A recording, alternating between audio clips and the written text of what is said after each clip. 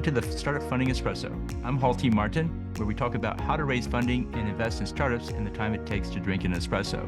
If you have a question about startup funding or investing, please go to the website, startupfundingespresso.com, and type in your question into the chat bot in the lower right corner to receive an answer.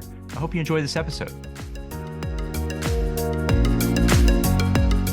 Hello, this is Hall T. Martin with the Startup Funding Espresso, your daily shot of startup funding and investing.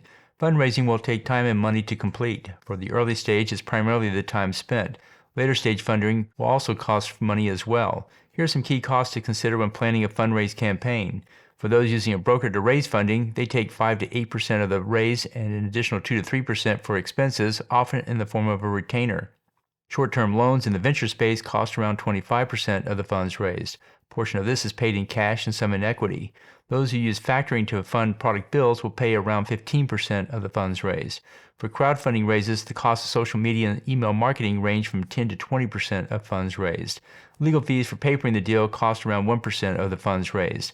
A $2 million funding will cost around $20,000 in fees.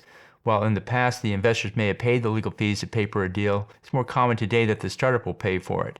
A savvy investor will also know that the startup is paying for the fees out of the funds raised. Consider these costs in raising for your startup. Thank you for joining us for the Startup Funding Espresso, where we help startups and investors connect for funding. Let's go start listening to today.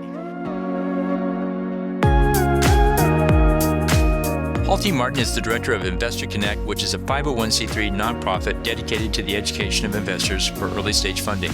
All opinions expressed by Hall and podcast guests are solely their own opinions and do not reflect the opinion of Investor Connect. This podcast is for informational purposes only and should not be relied upon as a basis for investment decisions.